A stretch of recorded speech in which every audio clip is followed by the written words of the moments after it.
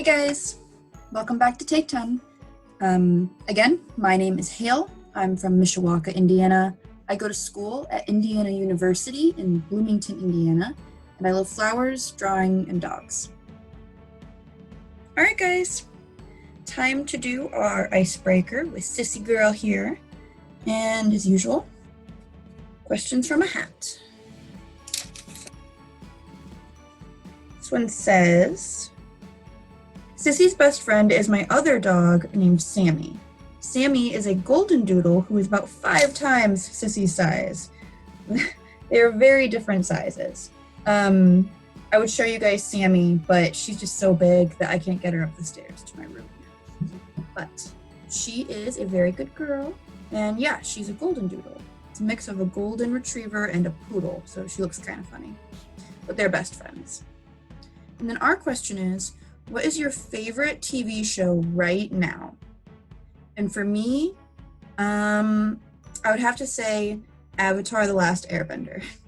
It's kind of like a kid's show, but when I was a kid, I didn't watch it, and then it got really popular again this summer. So I did watch it, and it was awesome. If you haven't seen it, it's on Netflix. You gotta see it. But anyway, yeah. So Sissy's best friend is Sammy, and I like Avatar. What about you guys? What is your favorite TV show right now?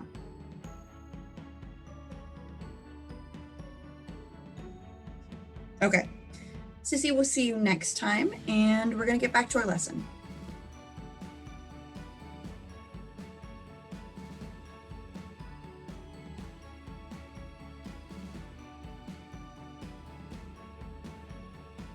Okay, ground rules. Again, we're going to refresh these just like always. When you practice Take 10, you need to use these rules along with the rules of whatever place that you're currently in. Number 1, everyone has the right to speak. Number 2, no one must speak. 3, everyone must listen. 4, no put-downs and no name-calling. 5, disagree on issues, but don't attack people. 6, agree to disagree. And 7, keep a sense of humor at all times. Last time I asked you to remember things about dealing with anger. Specifically, we talked about how anger is secondary, meaning there's always another emotion behind anger. Anger's never alone. And knowing what that emotion is behind anger usually helps to solve the problem. You can talk it out as a part of Take 10, but also to investigate and feel better about the situation. It's a way to find a solution. So hopefully you remembered that, and now we will jump into today's lesson. Now we're going to be talking about effective communication. I know these are kind of big words. Effective is like good. You know, it works, it's good, it works. And communication is how we talk to each other, how we interact. We technically define communication as sharing information. It's about telling the other person things that you want, need, or interested in, but it's also finding out from them what they want or need or are interested in. When we get into conversations and talking, sometimes we get so excited that we forget we're not talking at somebody, we're talking to them. It should be back and forth. So not only should you be talking, but you should be listening too. It's information going both ways. When you are being a good or effective communicator, it requires really good listening skills.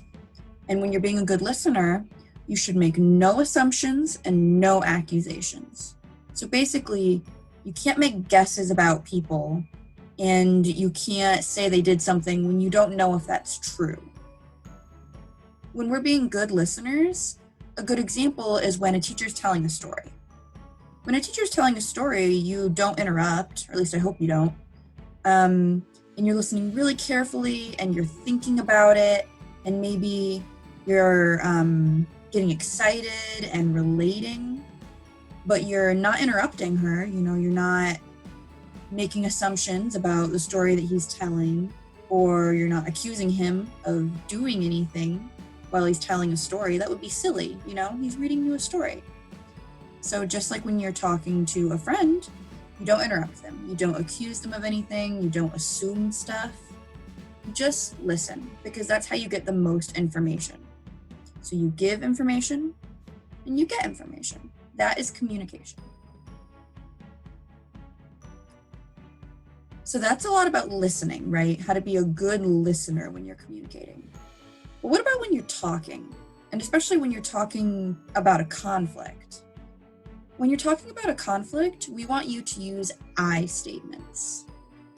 I statements are clear statements of what we want and how we see the situation. And you can't accuse people in these. No assumptions, no accusations. We just make clear statements of what we want and how we see the situation. No accusations. Okay, let's take a look at an example. First, we're going to watch an example of what I statements look like, and then, instead of a journal activity today, we're going to go through some examples together. So let's watch this example here.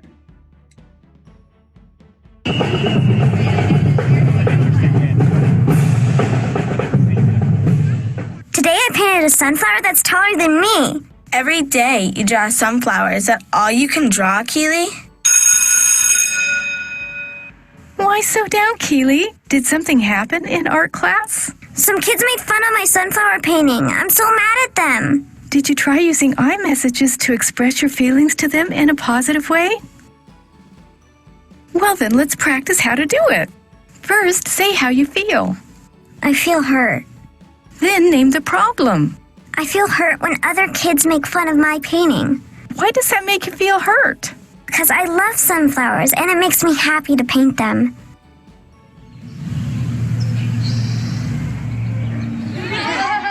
Hi, Keely. I came by to see how things are going. Looks like you're back to painting sunflowers.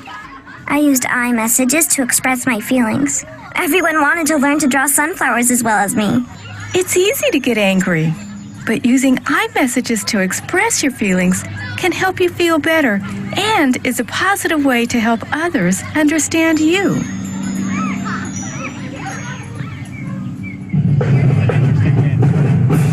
All right. Now we're going to practice I statements together. And I know the way that they laid it out is a little bit stiff. It's kind of hard to remember if you do it exactly like that. So what I want you guys to remember is that we are using the word I, but we're not making accusations and we're not making assumptions. What we're doing is we're talking about how we feel and how we see the situation. So the first thing at the top of the screen there is a bad example of using I statements. They're using the word I, but not in a good way, not in the way that we want to use I statements. It's not very positive. So you look at the picture over here on the side, and there's these kids with their phones out, and they're laughing and pointing at another kid with his phone out. And it looks like he's crying. So what this boy could say is, you guys need to stop sending me mean texts. I hate you guys. He did say I, but that's not really a good message, is it?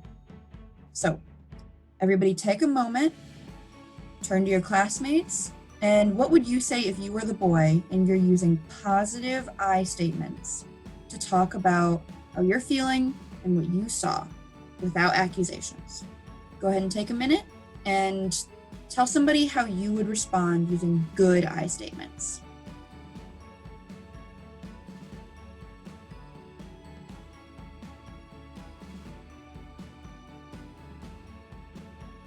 Okay.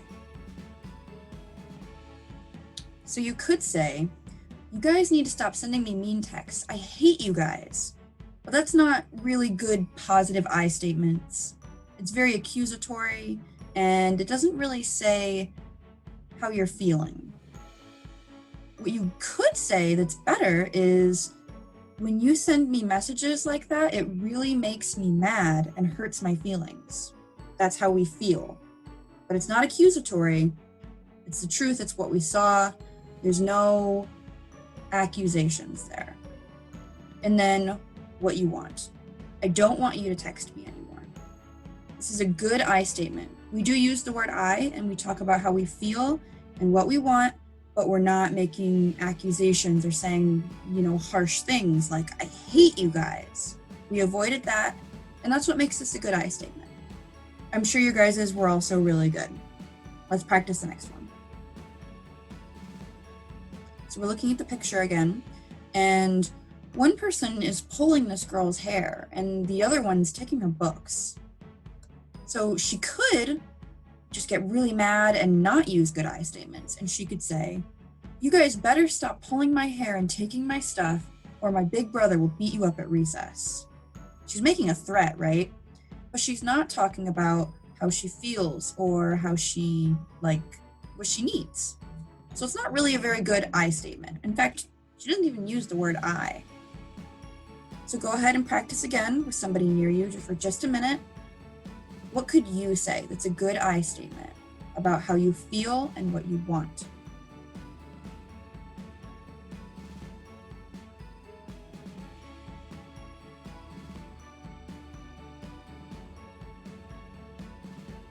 Okay. You could say, you guys better stop pulling my hair and taking my stuff, or my big brother will beat you up at recess. Or we could use I statements and say, when you touch my hair and my stuff, I'm uncomfortable because you're in my personal space. I don't like that. That's how she's feeling. Please stop. That's what she wants. This is really good because she made sure to explain why she felt that way, so maybe they understand better and are more likely to listen. And she didn't call them jerks, and she stopped making threats. That's what makes this a good I statement. All right, on to the next one. I think this is the last one, not sure though. Practicing I statements. Once again, this one's kind of hard to understand in the picture, but this girl is wearing kind of an interesting t-shirt. I think it's got an elephant on it. And these little bubbles on the side are showing that people are talking about her. And we can only assume that they're talking about her t-shirt. It looks like, they're whispering. They're whispering about her behind her back. So she could just ... be quiet. So she's not making any I statement because she's not making any statement at all. She's being passive, if you remember that word. She's just letting them say whatever they want, and she's not saying anything, let alone an I statement. So if you were her, what I statement could you use other than staying silent?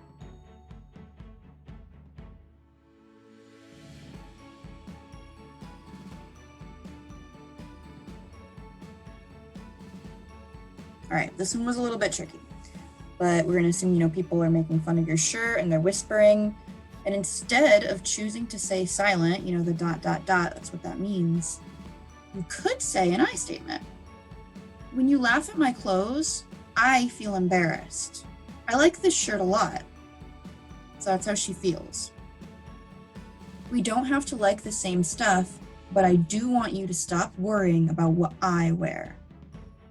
Even though she said what I want in that sentence, she's telling them what she needs from them.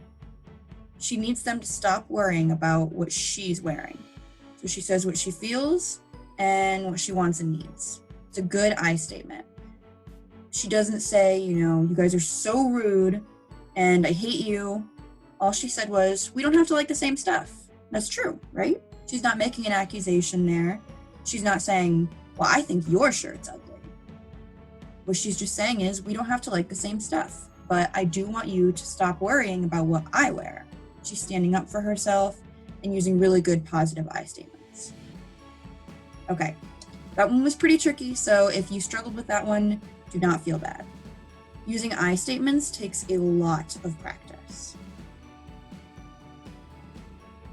So what I want you guys to remember and really take away from this is what effective communication is, or just a good way to talk to people.